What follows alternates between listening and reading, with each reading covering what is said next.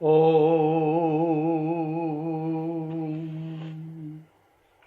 गुरुर्ब्रह्मा गुरुर्विष्णु गुरुर्देवो महेश्वरा गुरु साक्षात् परब्रह्म तस्मै श्री गुरुवे नमः। नित्यं शुद्ध निराभासं निराकारं निरञ्जनं नित्यबोध चिदानन्दं गुरुर्ब्रह्म नमाम्यहम्। यस्य पादप्रभाधस्ता प्रपञ्चो भाति भासुरा तमहं सद्गुरु वन्दे पूर्णानन्द चिदात्मकम् पूर्णानन्द चिदात्मकम् पूर्णानन्द चिदात्मकम्।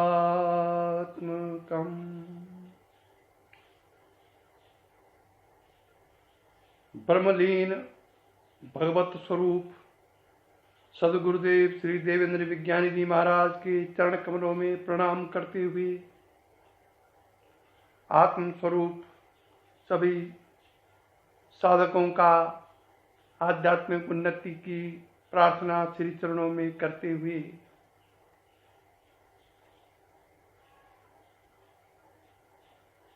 श्री जो कल पत्र मैंने पोस्ट किया था अध्यात्म ज्योति ग्रुप में, उसमें कई जिज्ञासाएं,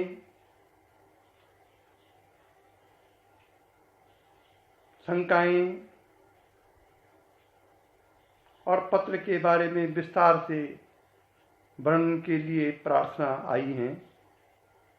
सर्वप्रथम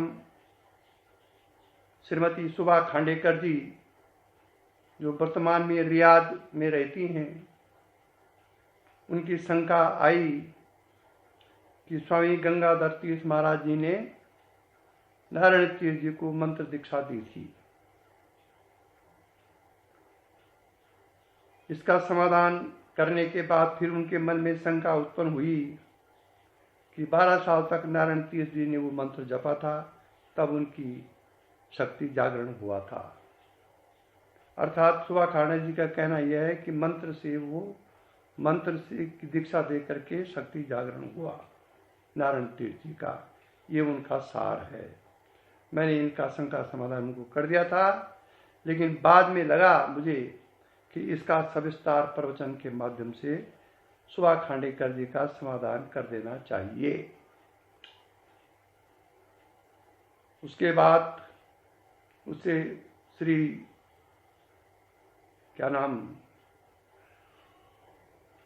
मृदुल तिवारी जी रायगढ़ छत्तीसगढ़ का निवेदन आया के पत्र के बारे में विस्तार से चर्चा करेंगे। उसके बाद श्री भरत जी जो लंदन निवासी हैं, उनका निवेदन आया कि पत्र को या तो वॉइस मैसेज से या प्रवचन से पढ़ करके सुनाएंगे। अर्थात इन तीनों की शंका समाधान निवेदन को स्वीकार करते हुए इस प्रसंग पर प्रवचन किया जा रहा है। सुवेदी साधक इससे संतुष्ट हुए, ये तभी प्रवचन की सार्थकता है। पत्र 8/11 सन 1958 का है। और विज्ञान भवन ऋषिकेश से भेजा गया है। ये पत्र नहीं बल्कि एक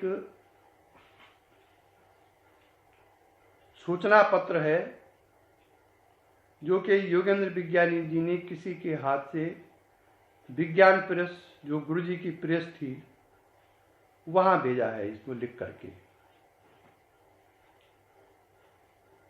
क्योंकि उस समय साधन संकेत छप रहा था,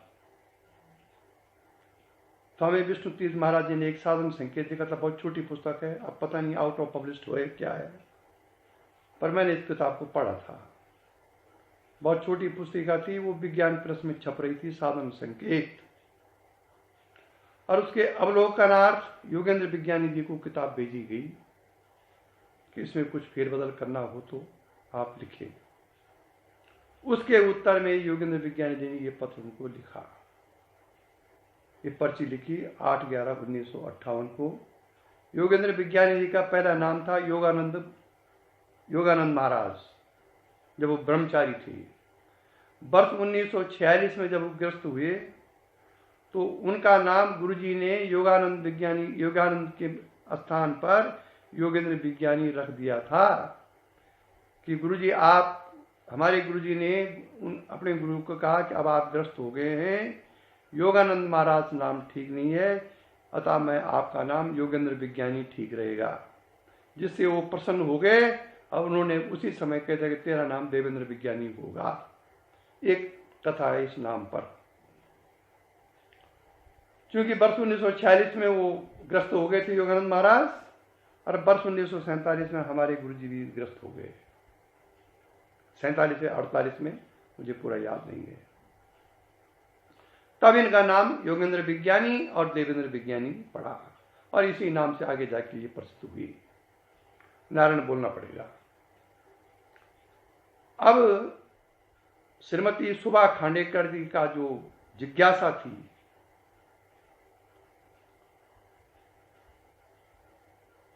जिज्ञासा होनी चाहिए। प्राय आजकल लोग ये कह रहे हैं कि मंत्र दीक्षा और शक्तिपात दीक्षा एक ही है।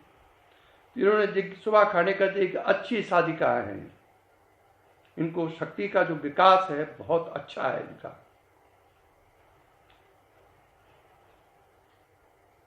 तो इन्होंने जिज्ञासा की कि नारायण तीर्थ जी को गंगाधर तीर्थ जी ने मंत्र दीक्षा दी क्या? क्योंकि इसमें लिखा हुआ है, मेरे पर कृपा करके मंत्र दिया,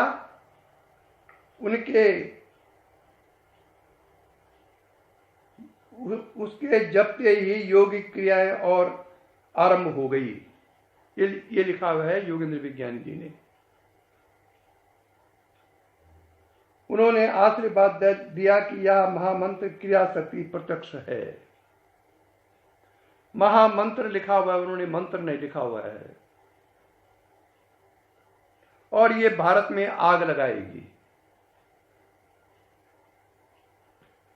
ये पत्र के लास्ट में लिखा हुआ है योगेंद्र विज्ञानी जी ने। देखिए, मंत्र दीक्षा देना अलग चीज हुई और मंत्र के बल पर क्रिया शक्ति को जागृत करना दूसरी चीज हुई। क्योंकि सुभा खांडेकर जी 3 प्रकार से दीक्षाएं दी जाती हैं, वाणी से, दृष्टि से और स्पर्श से। कभी गुरु केवल स्पर्श करता है, जिसका कि आपको भयंकर अनुभव है, क्रिया शक्ति जागृत हो जाती है या शक्ति बढ़ जाती है। कभी गुरु दृष्टि से करता है, केवल क्रिया शक्ति जागृत हो जाती है, और कभी वाणी से करके करता है। तो वाणी से जब वो करेगा तो कोई गाली तो देगा नहीं, वो क्रिया शक्ति जागृत करने के लिए वो कोई ना कोई मंत्र बोलेगा। या तो बोलेगा गुरु ब्रह्मा गुरु विष्णु गुरुदेवो महेश्वरा, और गुरु साक्षात परो ब्रह्म तस्मै श्री गुरुवे नमः, ऐसा वाणी से बोलेगा और उसी वाणी से संकल्प करके क्रिया शक्ति जागृत कर देगा। या बोलेगा ओम, इससे भी क्रिया शक्ति जागृत। अगर गुरु शक्ति संपन्नधारी है तो कुछ न कुछ वाणी से, जो वाणी से दीक्षाएं होती हैं, वो वाणी से मंत्र बोल करके दी जाती हैं और उसे शक्ति का प्रवेश, शक्तिपात किया जाता है उस वाणी से।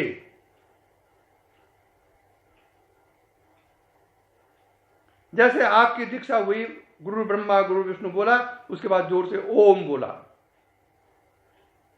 शक्ति जागृत हो गया। एक्टिवेशन 3 दिन बाद हुआ आपका, शक्ति जागृत हो गई। और एक्टिवेशन तो फिर धीरे धीरे उसको बहुत ठीक प्रकार से करके तब एक्टिवेशन किया जाता है। इसीलिए अधिकतम 7 डेज रखा गया है दीक्षा के लिए। तो वाणी से जब वो दीक्षा देगा तो कोई ना कोई मंत्र बोलेगा। ठीक गंगाधर तीर्थ जी ने यही किया नारायण तीर्थ जी के साथ। उन्होंने कोई मंत्र बोला और मंत्र बोलते ही क्रिया शक्ति जागृत हो गई। मंत्र दीक्षा में तो मंत्र जपना पड़ेगा 1 साल 2 साल 4 साल 6 साल पूरा जीवन पर्यंत, तो भी क्रिया शक्ति जागृत नहीं होती है, क्योंकि वो दीक्षा मंत्र दीक्षा है। कालांतर में जब मंत्र चेतन होगा जपते जपते, तब जाके वो क्रिया शक्ति जागृत होगी, लेकिन वो भक्ति मार्ग की क्रिया शक्ति होगी, ये वाली नहीं होगी। भक्ति मार्ग के द्वारा जो क्रिया शक्ति जगती है उसमें आवेश आते हैं, भाव आते हैं, लेकिन वो इसी जन्म तक रहती है, पूर्व जन्म को नष्ट नहीं कर सकती। वो पूर्व जन्म की, इससे पूर्व जितने जन्म हैं उन संस्कारों को वो उस स्तर से नष्ट नहीं कर सकती है जिस स्तर से कि मुक्ति के लिए आवश्यक है। इसलिए ध्यान दीजिए, शक्ति जागरण अलग बात है। शक्ति जागरण किसी भी माध्यम से हो सकता है, लेकिन शक्ति का एक्टिवेशन केवल शक्तिपात से होता है। नारायण बोलना पड़ेगा। ये तो आपके, अब आपने बोला कि 12 साल तक वो उस मंत्र को जपते रहे। वो मंत्र क्या था? और आपका अर्थ है कि 12 साल तक उन्होंने मंत्र जपा तब शक्ति जागरण हुआ। नहीं, ये गलत है। शब्दों पर ध्यान दीजिए। नारायण तीर्थ महाराज जी जब बंगाल से, मदारीपुर से घूमते घामते उड़ीसा पहुंचे, भुवनेश्वर में उड़ीसा, वहां से वो गए चंदन तालाब। वहां से 50-60 किलोमीटर दूर है चंदन तालाब। महात्माओं को ढूंढते ढूंढते तो चंदन तालाब में एक गुफा में एक महात्मा बैठे हुए थे, जो कि जिनको कि एक सेवक रोज खाना देके जाता था और कोई बात वो करते नहीं थे। ये नारायण उपदेशामृत एक किताब है, उसमें छपा हुआ है। ये स्वामी शिवोम तीर्थ महाराज जी ने किताब लिखी है नारायण उपदेशामृत। मेरे पास थी लेकिन अवेलेबल नहीं, मैंने बहुत उसको ढूंढा लेकिन पता नहीं कोई ले गया। जैसे आजकल है, लोग किताब ले जाते हैं और वापस नहीं करते हैं। पर मैंने इसको खूब गहन अध्ययन किया, इसका नारायण उपदेशामृत का। तो नारायण तीर्थ देव महाराज, जिनका उस समय नाम था काली किशोर गंगोपाध्याय, इनका गृहस्थ का नाम था काली किशोर गंगोपाध्याय, जवान अवस्था में वैराग्य होने के कारण या कोई और कारण इन्होंने पत्नी और बच्चे को ऐसे छोड़ करके, घर में छोड़ करके ये निकल पड़ी गुरु की तलाश में। और घूमते फिरते पहुंचे ये चंदन तालाब उड़ीसा में, भुवनेश्वर के पास है ये जगह। मेरे गुरुजी गए थे चंदन तालाब में। वो कह रहे थे ना वहां कोई अपना तालाब है, ना कोई जगह है, झाड़ पंखा है, जंगल है वहां, उसका कोई चिन्ह नहीं। लेकिन उनको कुछ अनुभव हुआ वहां पर। गुरुजी गए थे, ऋतु गई थी, उसके साथ सीमा गई थी, ये सब चंदन तालाब होके आए थे। मैं उस समय फ्लैट में रहता था।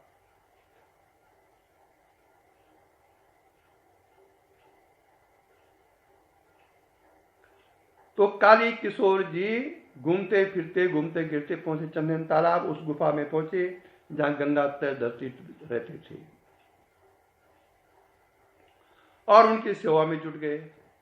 2-3 दिन सेवा करने के बाद उन्होंने पूछा, तुम कौन हो? तो उन्होंने कहा, महाराज मेरा नाम काली किशोर गंगोपाध्याय है और मैं आपकी कृपा चाहता हूं।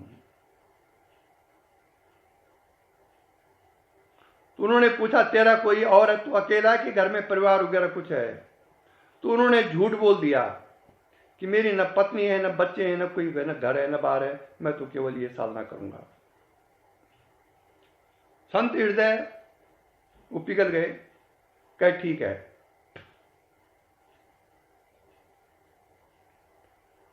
और उन्होंने उस जमाने में, क्योंकि उनका शरीर वहां का था, बंगाल का था, ये भी बंगाल के थे,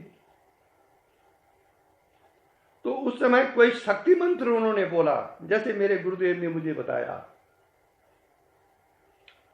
क्योंकि बंगाल में शक्ति के उपासक बहुत ज्यादा हैं और बहुत प्रचलन है शक्ति के उपासक का। तो उन्होंने उनको बैठाया और कहा शक्ति का कोई मंत्र बोला, ये उस मंत्र का उल्लेख कहीं है नहीं। और मंत्र बोलते बोलते उनकी क्रिया शक्ति जागृत हो गई। किसकी? नारायण तीर्थ देव महाराज की, जो कि उस समय काली किशोर गंगोपाध्याय थे। और 10-15 दिन तक वो साधनरत रहे उसी गुफा में। एक दिन उनको वैराग्य आया काली किशोर जी को, और उन्होंने गेरुआ कपड़ा लाया, कुर्ता और धोती, तालाब में स्नान किया, चंदन तालाब में, और कुर्ता और धोती लेकर के अपने गुरुदेव गंगाधर तीर्थ के सामने खड़े हो गए कि महाराज मेरी संन्यास लेने की परम इच्छा है, आप मुझे संन्यास दें। गंगाधर तीर्थ महाराज जी ने आंख उठाई तो वो धोती और कुर्ता हाथ में लेकर खड़े थे। उन्होंने कहा अच्छा अभी यहां रख दे, कपड़े नीचे रख दे, मैं विचार करता हूं, कल या परसों जब भी सुमुहूर्त होगा तो उसको संन्यास दूंगा। उन्होंने कहा ठीक है महाराज, वो कपड़े रख दिए और चल दिए वो अपने आसन पर। रात को गंगाधर तीर्थ महाराज जी ने श्री काली किशोर गंगोपाध्याय के बारे में ध्यान लगा दिया कि ये जो कुछ बोला ये सत्य है या इसका कोई है, ऐसा उनको कुछ शंका हो गई। तो ध्यान लगाते लगाते उनको पता चल गया कि इसका तो घर में पत्नी भी है, बच्चा भी है, एक गृहस्थ है, और मुझसे इसने झूठ बोला है।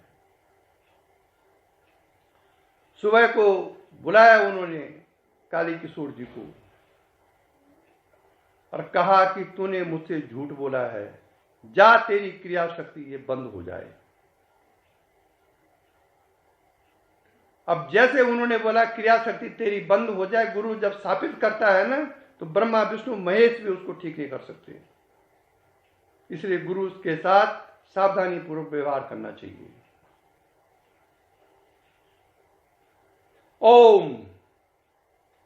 अब जब उन्होंने कहा जा तेरी के तूने मुझसे झूठ बोला, तेरी क्रिया शक्ति बंद हो जाए, और वो काली किशोर जी तड़फड़ाने लगे, बहुत हाथ जोड़ा, बहुत रोए, मरे, पैरों में पड़े, महाराज अगर मैं झूठ न बोलता तो आपने मुझे दीक्षा नहीं लेनी थी, मैंने केवल दीक्षा प्राप्त करने के लिए झूठ बोला, आप मुझे माफ कर दो। उसने कहा नहीं, दीक्षा लेने के लिए झूठ, वो भी गुरु के सामने, गलत रूप से तूने दीक्षा ग्रहण की, तूने धोखा दिया है गुरु को, इसे तेरी शक्ति स्थापित की जाती है। और काली किशोर जी बहुत रोने गिड़गिड़ाने लगे, शाम तक वो चरणों में पड़े रहे, वो शांत बैठे रहे गंगाधर तीर्थ महाराज। आखिर में संत हृदय था, शाम को उनका हृदय पसीज गया। तो उन्होंने कहा सुन, मेरा वाद दिया हुआ श्राप तो वापस हो नहीं सकता, लेकिन मैं एक रास्ता निकालता हूं। 12 साल बाद तेरी एक क्रिया शक्ति अपने आप जागृत हो जाएगी, तेरी एक क्रिया शक्ति जागृत हो जाएगी और तुझे वही प्रभाव होगा दीक्षा का जो कि सामने बैठ के होता है। उसने कहा महाराज 12 साल बाद मैं आपको कहां ढूंढूंगा, तब तक आप रहते हैं कि नहीं रहते हैं, मैं क्या रहता हूं। उन्होंने कहा मुझे मिलने की अब आवश्यकता नहीं है, ये गुरु वाक्य है, और ये शक्ति 12 साल बाद स्वाभाविक रूप में ये जागृत होगी, अब जा। उन्होंने उनको डांट लगाई और वहां से भगा दिया कि तू घर जाएगा, अपनी पत्नी और बच्चों को पालेगा। ये अधर्म है, या तो तू शादी न करता, अब बच्चों को छोड़ कर तो अध्यात्म में आने लग गया, उनको कौन पालेगा, जाइए घर जाइए। और वो गुरु का आदेश था, काली किशोर जी चल दिए। उसके बाद उन्होंने ये सोचा कि क्रिया शक्ति तो बंद हो गई थी, क्रियाएं सब बंद हो गई थी, इसलिए उन्होंने काली का मंत्र जपना शुरू कर दिया, जो संभवतः गंगा दत्तीर जी ने दीक्षा देते समय उनको कहा था। उसका आधार कि मेरा कोई अहित न हो, आधार बना करके वो मंत्र जपते रहे, काली का मंत्र। शायद वो मंत्र ऐं ह्रीं क्लीं चामुंडाय विचे था, क्योंकि इसका वर्णन उन्होंने किया है बहुत जगह। उसके बाद वो अपने घर की ओर चल दिए, मदारीपुर बंगाल में, पश्चिम बंगाल में। रास्ते में बड़ी परेशानी उनको हुई, कभी उन्होंने पत्ते चबाए, कभी भूखे रहे, किसी प्रकार से करते करते कहीं नौकरी की, कहीं कुछ किया, धीरे धीरे पहुंचे वो बंगाल में। क्या समय रहा होगा उस समय। और उनके घर के ही नजदीक एक पीपल का बरगद का बहुत बड़ा पेड़ था, उसके नीचे उन्होंने थोड़ा एक मंदिर बनाया, वहां काली की मूर्ति स्थापित की, और उस काली की मूर्ति के नीचे मंत्र जपते रहे। घर गृहस्थी देखने लग गए। उनको तो बाद में याद भी नहीं रहा कि मेरे गुरु ने ये कह रखा है, क्योंकि उस समय तारीख तो बहुत कम याद रहती थी। ठीक 12 साल बाद एक दिन काली किशोर गंगोपाध्याय जी काली की मूर्ति को साफ कर रहे थे। साफ करते करते अचानक काली की मूर्ति में चमक आ गई, क्रिया शक्ति का प्रभाव काली की मूर्ति के अंदर आ गया, और उनको क्रियाएं होनी शुरू हो गई। तब उनको याद आई कि मेरे गुरु का ये वचन दे रखा था मुझे, आज 12 साल पूरे हो गए। तब आई याद। तो 12 साल बाद सुभाष खांडेकर जी जो शक्ति जागरण उनका हुआ, वो गुरु के वाक्य के कारण हुआ, मंत्र जपने के कारण नहीं हुआ। अगर मंत्र जपने के कारण होता तो योगेंद्र विज्ञानी जी की जब दीक्षा हुई तो उन्होंने तो कोई मंत्र दिया नहीं उनको, उन्होंने सामने बिठाया और क्रिया शक्ति द्वारा उनका जागरण किया। 400 प्रकार के आसन योगेंद्र विज्ञानी जी को, योगानंद थे उनका नाम, उस समय वह वो बंगाल में इनके सामने पहुंचे, नारायण तीर्थ के महाराज के सामने। इसलिए 12 साल बाद भी सिद्ध गुरु के वाक्य सफल हुआ और ऑटोमेटिकल क्रिया शक्ति नारायण वो काली किशोर गंगोपाध्याय जी की जागृत हो गई। और उसके बाद उन्होंने अपनी बहन पर टच किया जो बगल में बैठी हुई थी, और उसको भी क्रिया होने लगी। उनको आदेश हुआ कि अब तू गुरु भी है, क्योंकि क्रिया शक्ति का ट्रांसफर करने की शक्ति आ गई। यह है गुरु का आशीर्वाद 12 साल बाद जो फलित हुआ।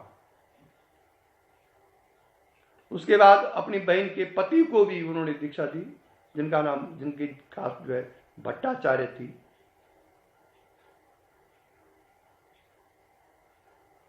तो वास्तविकता यह है कि उन्होंने मंत्र दीक्षा नहीं दी, बल्कि मंत्र बोल करके शक्तिपात किया। 12 साल तक काली किशोर जी गंगोपाध्याय जी काली का मंत्र जपते रहे, और 12 साल बाद अचानक वो क्रिया शक्ति गुरु के वाक्य के कारण जागृत हुई।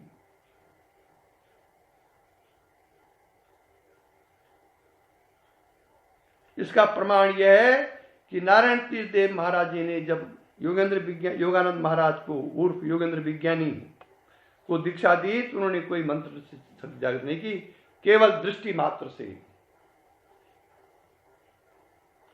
योगानंद महाराज या योगेंद्र विज्ञानी तो मंत्र तंत्र कुछ मानते नहीं, तो गीता नहीं मानते, रामायण नहीं मानते थे, उनकी तो योग में रुचि थी।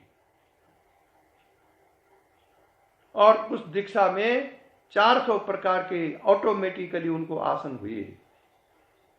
3 दिन तक वो बाहर ही नहीं आए दीक्षा के बाद योगानंद महाराज। इसलिए मंत्र दीक्षा और मंत्र बोल करके शक्ति जागृत करना, ये अलग अलग मैटर हैं दोनों।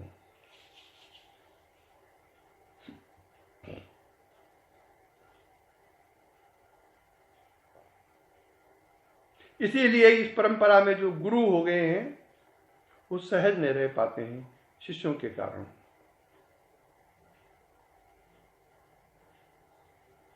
क्योंकि सिंस वेरी बिगिनिंग से ही स्टार्टिंग गलत हो गई।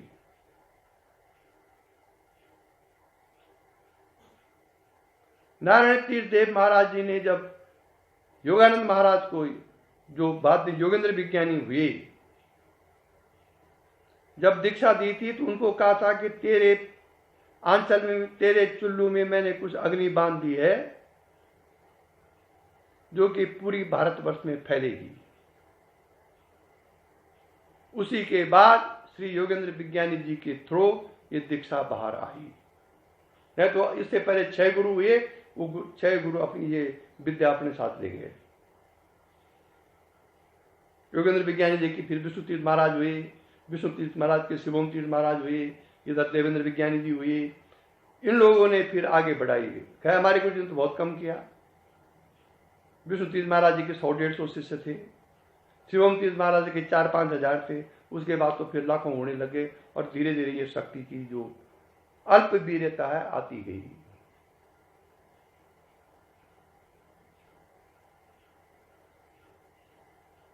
ये वास्तविक तथ्य है जो मैंने अपने गुरुदेव के मुंह से भी सुनी, क्योंकि उनको नारायण तीर्थ देव महाराज के प्रत्यक्ष दर्शन हुए थे गुरु जी को।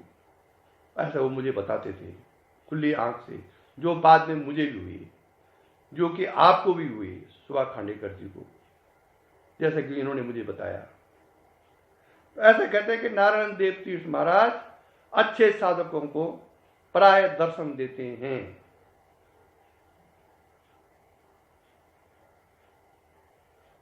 तो ये तो हो गया इसका समाधान, जो कि हमारी शिष्या जो सुभा खांडेकर जी महाराज हैं, उन्होंने ये शंका किया, उसका समाधान मैंने कर लिया।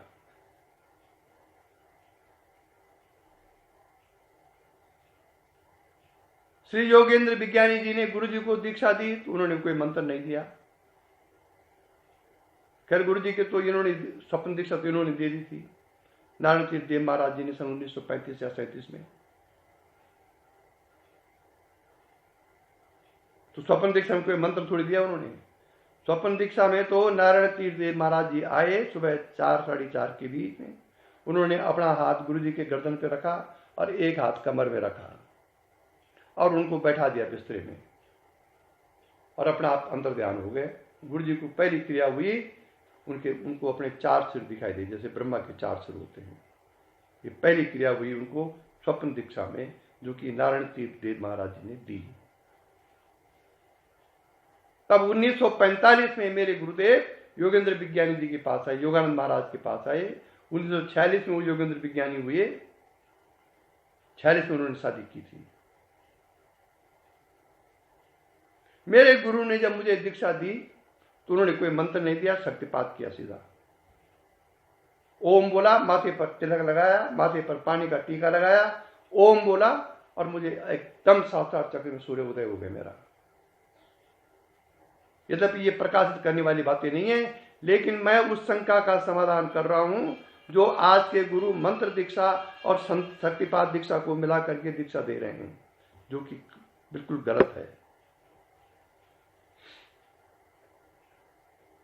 मैंने भी अपने शिष्यों को, जो कि मेरे 80-82 शिष्य हैं, जिनमें शायद 2-3 को अनुभव नहीं हुआ उनकी गलती के कारण, उसमें मेरी कोई गलती नहीं है, लेकिन जितनों के मैंने दीक्षा दी है कोई मंत्र किसी को नहीं दिया।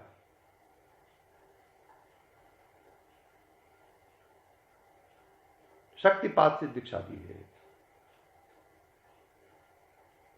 लेकिन आजकल शक्ति की अल्प वीर्यता के कारण, गुरु अपने छुपाने के कारण शक्तिपात में मंत्र दीक्षा दे रहे हैं, शक्तिपात दीक्षा कह रहे हैं, जो कि शास्त्र सम्मत नहीं है। हो सकता है उनके लिए वो अच्छा हो, मैं ये भी नहीं कहता, लेकिन शास्त्र, शक्तिपात के जो शास्त्र हैं उनके हिसाब से ये इबन ध्यान मेरे पास फाइल है, योग वशिष्ठ रामायण में जो मंत्र लिखा हुआ है कि शक्तिपात का गुरु कैसा होना चाहिए, कभी समय मिलेगा तो मैं पढ़ाऊंगा आप लोगों को, फाइल में मेरे पास।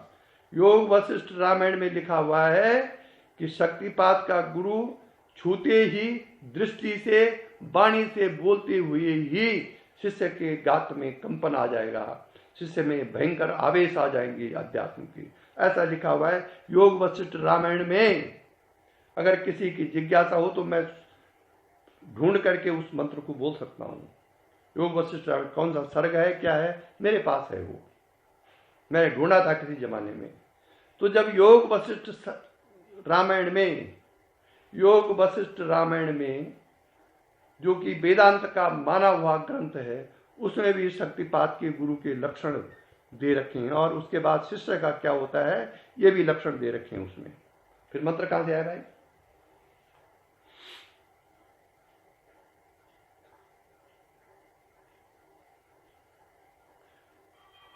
उपनिषद कहता है कि तत्देव प्रसादेन गुरु साक्षात निरीक्षणात् जायते शक्तिपातेन वाक्यादेवादि कारणम। शक्तिपात के कारण महावाक्यों का जो रहस्य है खुलता है। वाक्या देवादि कारण लिखा हुआ है ना। गुरु साक्षात निरीक्षण करके जब शक्तिपात करता है तो 4 महावाक्य प्रकट हो उठते हैं, उसका रहस्य समझ में आ जाता है। इसको कहते हैं शक्तिपात का गुरु, जो थे कभी जमाने में।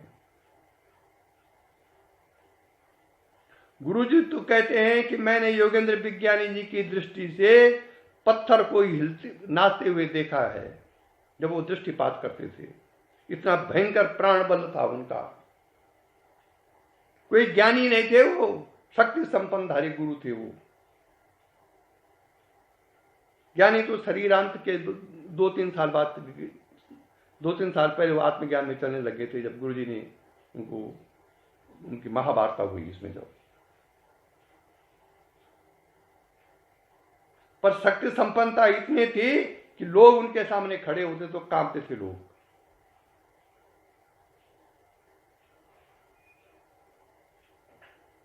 इसलिए शक्ति संपन्नता का गुरु होना अलग बात है और ज्ञानी गुरु होना दूसरी बात है। कोई दुर्लभ महात्मा ऐसा है जिसके पास दोनों रहती है, शक्ति संपन्नता भी और ज्ञान भी, जो कि मेरे गुरु के पास थी, जहां तक मेरा अनुभव है।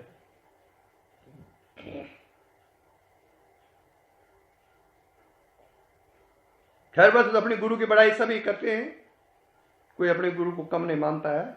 लेकिन मैंने 33 सालों में उनका साधारण से साधारण रूप से लेकर के परब्रह्म परमात्मा तक का रूप का साक्षात्कार मैंने उनके अंदर किया है। इस ज्ञान से मैं बोल रहा हूं।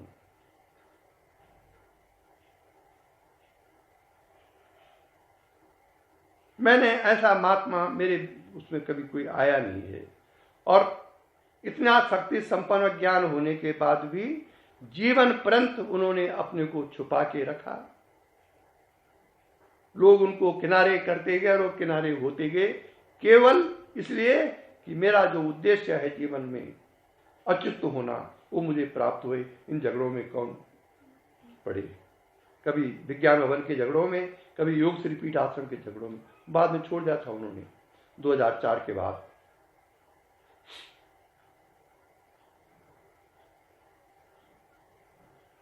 इसलिए इसमें फर्क कीजिए। 3 प्रकार की दीक्षाएं हैं, मंत्र दीक्षा, शक्तिपात दीक्षा और शांभवी दीक्षा। चौथी कोई दीक्षा नहीं है। मंत्र दीक्षा में ये सब आ जाते हैं। मंत्र दीक्षा देना, आणवी दीक्षा देना, अनुष्ठान कराना, पूजा करना, पाठ करना, ये मंत्र दीक्षा के अंतर्गत आते हैं। शक्तिपात में वही होता है, शक्ति भावापन से दीक्षा दी जाती है, जिससे कि शिष्य सांभव भाव में पहुंचता है। और शांभवी दीक्षा में सीधा शिव भाव की दीक्षा है ये, जो कि आजकल कहीं नहीं है। नाम बहुत है, शिवानंद आश्रम में भी शांभवी दीक्षा दिया जाता है। शांभवी दीक्षा का मतलब वो साक्षात शिव हो गया है, परम शिव हो गया है वो। ऐसा गुरु अब नहीं है, मैंने तो कहीं देखा नहीं। जो जीव भाव में आए ही नहीं, वो शांभवी दीक्षा दे सकता है। और उसके लिए उस प्रकार के शुक्ल कर्म चाहिए, उस प्रकार का वातावरण चाहिए, उस प्रकार का वो चाहिए फिर संभव भाव में जाने के लिए। प्राय ये शक्ति आपको यदा कदा संभव भाव में ले जाएगी, शक्तिपात के बाद भी। गुरु जी का यही तो विरोध था कि लोग शक्ति में उलझ रहे हैं, संभव भाव में कोई जा नहीं रहा है, ये उनका विरोध था। इसीलिए उन्होंने वर्ष 1995 में भारतवर्ष के समस्त शक्तिपात गुरुओं का आह्वान किया था कि इस शक्तिपात को जो अल्प वीर्य हो रही है इसको उठाओ, 5-7 ऐसे साधक जो कि इसका अनुसंधान करें और सिद्ध गुरु बने, ये उनकी इच्छा थी। यहां तक उन्होंने अपना धन और जमीन ऑफर की थी कि मैं जगह और वो धन की कमी नहीं होने दूंगा, खाने पीने की। लेकिन समस्त गुरु उस समय उदासीन रहे, कोई उनको मिल नहीं पाया।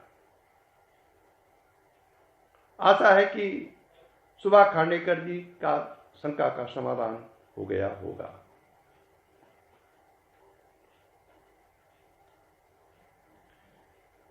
देखिए, जो बुद्धिमान है, बुद्धि का बल जिनके अंदर है, वो तर्क के आधार पर कोई चीज समझना चाहते हैं, और जिनके अंदर बुद्धिमान भी है और श्रद्धा भी है, उनके लक्षण यह है कि गुरु जो कुछ बोल रहा है, गुरु जो कुछ बोल रहे हैं वो तो ठीक है, मेरी समझ में नहीं आ रहा है, और बाद में विचार करके वो अपने आप उसमें विचार करके उस चीज को ग्रहण करते हैं। ये फर्क है तार्किक होने में और श्रद्धा युक्त होने में।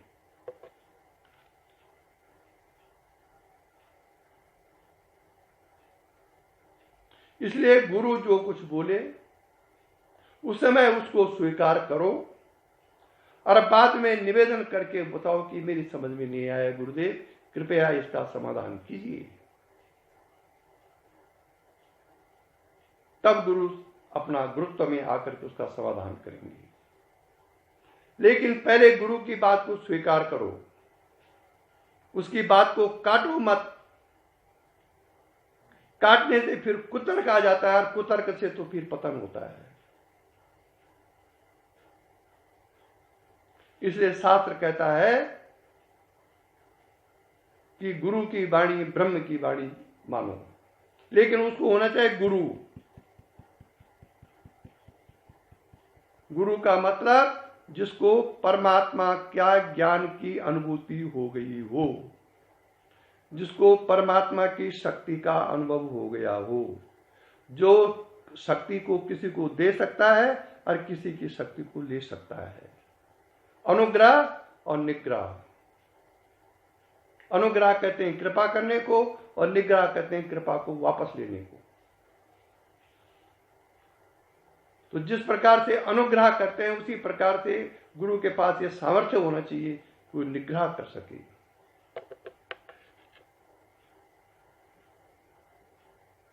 आशा है कि साधकों को मंत्र दीक्षा और मंत्र के बल पर शक्ति जागृत करने का अंतर मालूम पड़ गया हो। इसलिए यह भ्रम है फैला रखा कि मंत्र दीक्षा ही शक्तिपात दीक्षा है।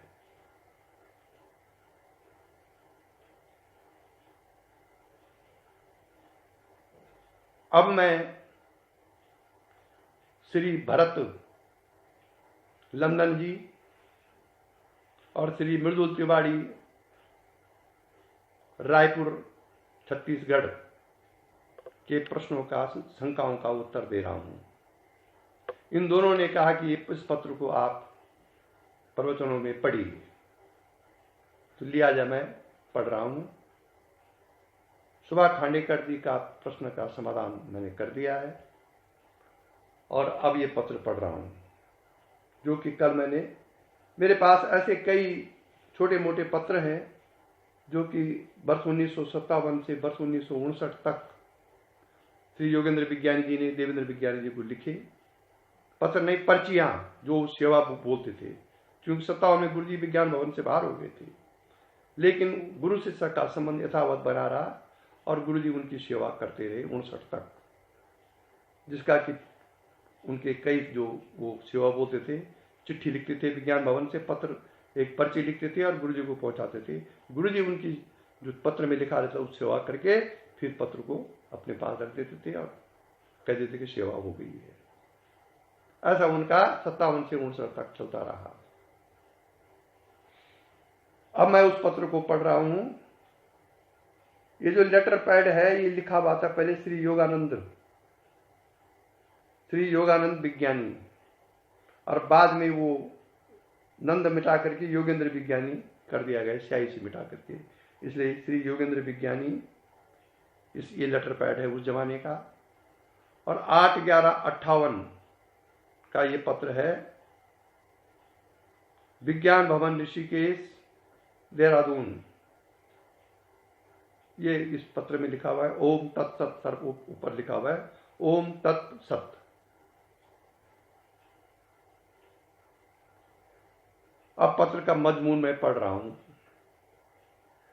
साधन संकेत पूरा अच्छी तरह पढ़ के देखा।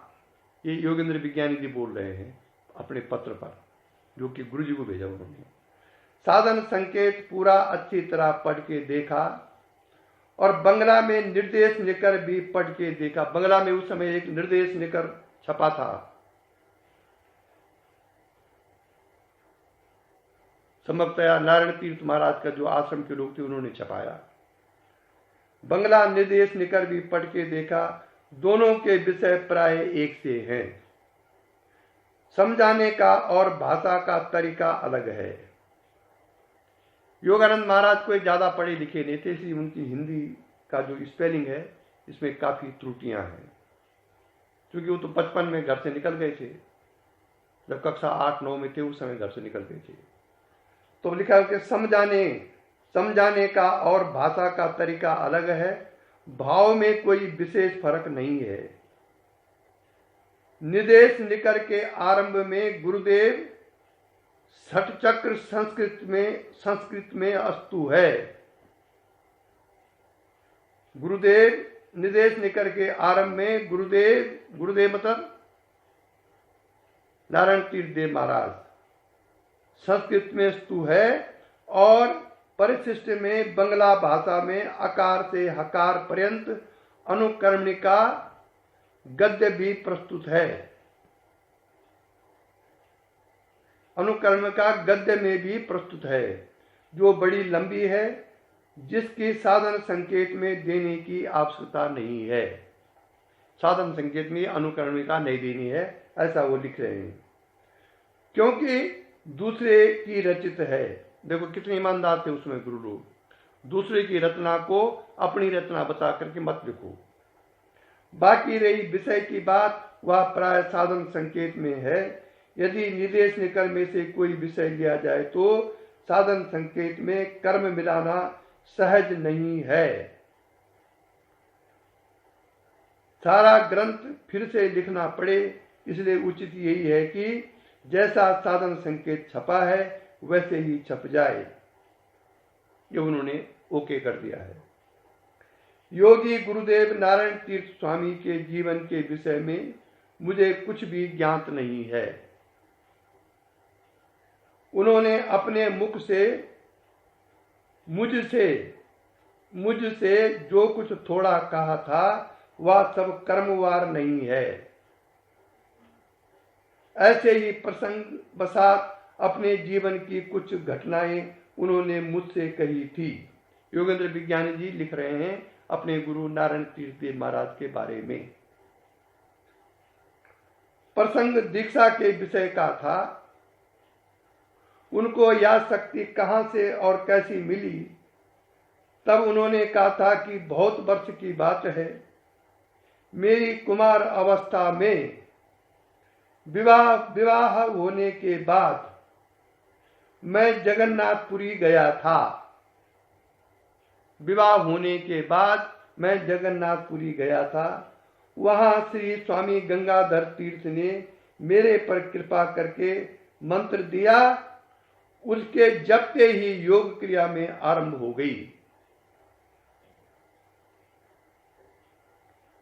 उन्होंने कोई मंत्र बोला होगा, वो उन्होंने फिर योगेंद्र विज्ञानी जी ने मंत्र बोला, तुरंत क्रिया शक्ति जागृत हो गई।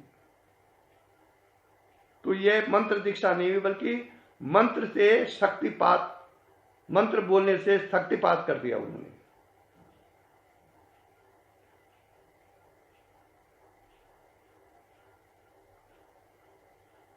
उनके जैसे ही योग क्रिया आरंभ हो गई, उन्होंने आशीर्वाद दिया, या महामंत्र क्रिया शक्ति को महामंत्र बोल रहे हैं, या महामंत्र क्रिया शक्ति प्रत्यक्ष है। ऐसा नहीं कि 5 साल तक जप रहे हो तो कुछ नहीं हो रहा है, ये प्रत्यक्ष है। क्या या महामंत्र क्रिया शक्ति प्रत्यक्ष है, भारत में आग लगाएगी, ये उन्होंने उसमें लिखा। इसका मुकाबला कोई नहीं कर सकेगा, तुम्हारे द्वारा इसका प्रचार होगा इत्यादि कहा।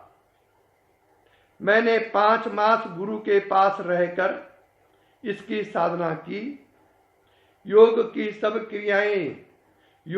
सभी क्रियाएं खेचरी, संभवी मुद्रादि सभी कुछ हो गया। मैंने अभूतपूर्व अलौकिक सुख शांति सामर्थ्य का अनुभव किया। फिर मैंने एक रोज सिर मुड़ाकर गेरुआ वस्त्र रंग कर गुरु जी से प्रार्थना की कि आज आप मुझसे संन्यास दे दीजिए। मैं हाथ जोड़कर उनके सामने वस्त्र रख के बैठ गया।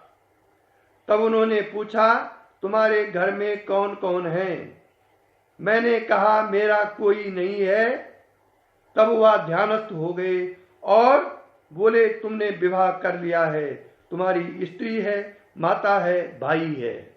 उसी समय बता दिया उन्होंने ध्यान करके, तुमने हमसे झूठ कहा है, इसलिए आज से तुम्हारी मंत्र शक्ति क्रिया शक्ति 12 वर्ष तक बंद रहेगी। तुम अपने घर चले जाओ। इतना उनके कहते ही मेरी शक्ति बंद हो गई, कोई अनुभव नहीं रहा। मैंने बहुत ही प्रार्थना की, परंतु फिर गुरुजी ने मुझे वहां रहने नहीं दिया। कहा, 12 वर्ष बाद तुम्हें शक्ति प्रकट होगी।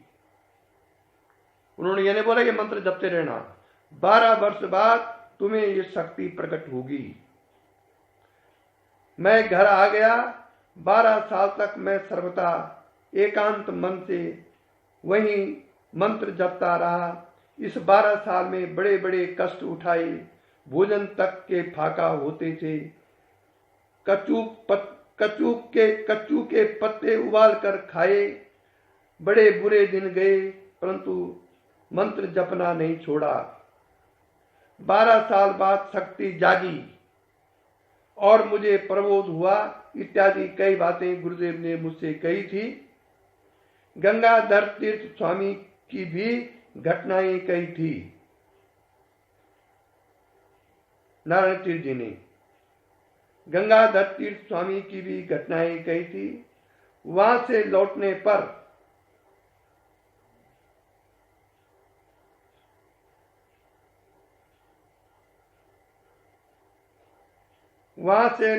पर रास्ता में आते समय भी घटनाएं और शक्ति जागने के बाद ही उन्होंने अपने भाई पर प्रयोग किया।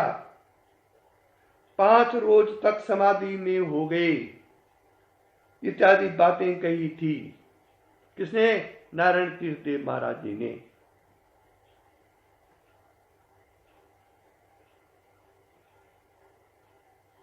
परंतु पहले से उनका नाम, समय, जन्म स्थान, विद्या अध्ययन इत्यादि उनके जीवन का मुझे पता नहीं है, और हमारे गुरु भाई ने उनका जीवन लिखा होगा, मुझे पता नहीं है। साधन संकेत में उनका जीवन वृत्तांत लिखना आवश्यक नहीं है, इसलिए ये मत लिखना। मैंने तो उनकी कही हुई सामान्य बातें तुम्हें बताई, जो इस समय उनसे हुई थी। ये सब वर्षों की बात है, वर्षों की बात है। इसलिए कहे जो मैंने पत्र में लिखा है वो उनके साधन संकेत में मत लिखना। बाद में स्वामी शिवोम तीर्थ महाराज जी ने नारायण उपदेशामृत लिखा है, जिसमें उनका थोड़ा बहुत गृहस्थ जीवन का संकेत है। बात बाकी यही बातें हैं उसमें जो मैंने बताई हैं, मैंने उसको पढ़ा है नारायण उपदेशामृत। उस समय विज्ञान प्रेस में साधन संकेत पुस्तिका छप रही थी।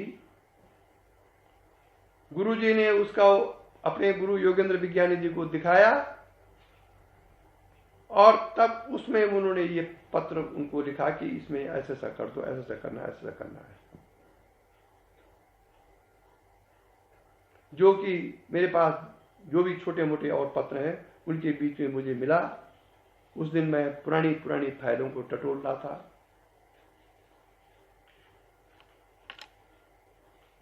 ये पत्र उन्होंने मुझे सन 1992 में दिए थे, जब विज्ञान भवन के लिए मैंने आश्रम बनाने का संकल्प किया था। 10 साल कोर्ट में मुकदमा भी लड़ा, बाद में अपरिहार्य कारणों से मुझे वो मुकदमा छोड़ना पड़ा और विज्ञान भवन आज बिक गया। योगेंद्र विज्ञानी का जो संकल्प था वो समाप्त हो गया। वो उसको शक्तिपात का एक बहुत बड़ा केंद्र बनाना चाहते थे। कई शिष्यों के उसमें पैसे लगे हुए थे, लेकिन वो समय की बलिहारी चढ़ करके समाप्त हो गया। उसी के बाद फिर योग श्री पीठ आश्रम बना।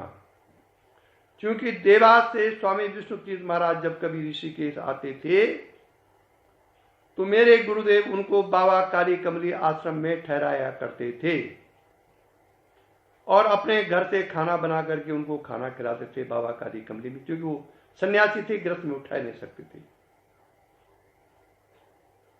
ऐसे स्वामी जी बार बार आते, ऋषिकेश आते और बाबा काली कमली के यहाँ ठहरते।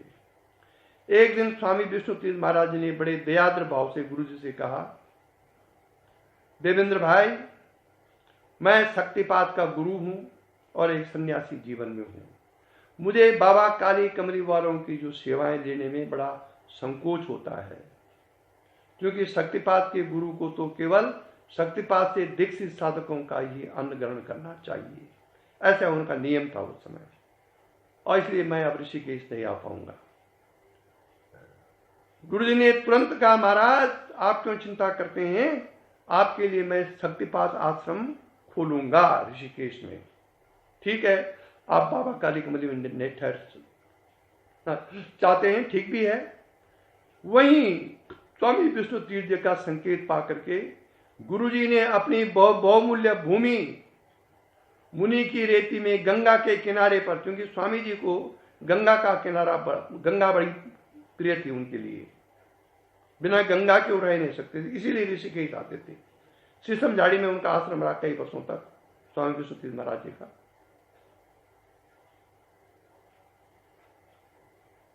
तो गुरुजी ने अपनी बहुमूल्य भूमि, जो कि आज करोड़ों की है, स्वामी जी को आश्रम बनाने के लिए दान दी थी, जिसमें आज योग श्री पीठ आश्रम है।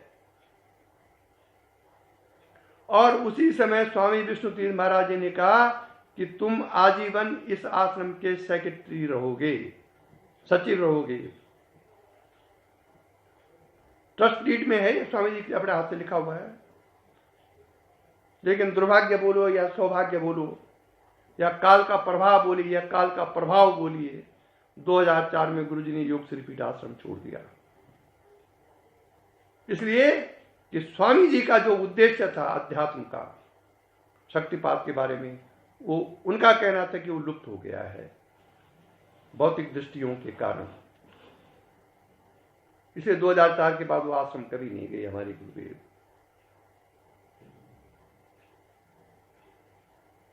स्वामी विष्णु तीर्थ को गुरु तुल्य ही मानते थे और स्वामी विष्णु तीर्थ महाराज उनसे बड़ा प्रेम करते थे हमारे गुरु जी से। यहाँ तक कि भोजन करने, हमारी जो माता जी थी शांति देवी जी, गुरु माता, वो स्वामी विष्णु तीर्थ महाराज जी की शिष्य थी। इतना घनिष्ठ प्रेम था आपस में।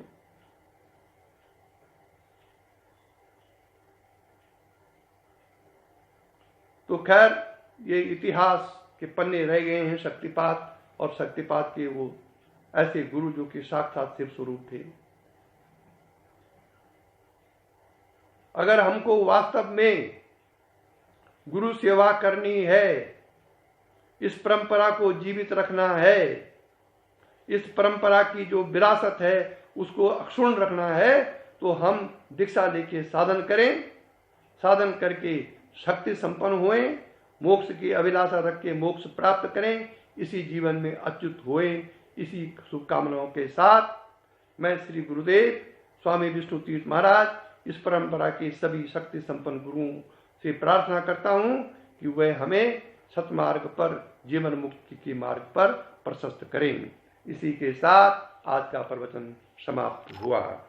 यही दिव्य दृष्टि हमें दीजिए भगवान, हो कण कण में निस दिन तुम्हारे ही दर्शन। लखूं नित्य सर्वत्र मूर्ति तुम्हारी, सुनु जड़ जगत से एक कीर्ति तुम्हारी। यही दिव्य दृष्टि।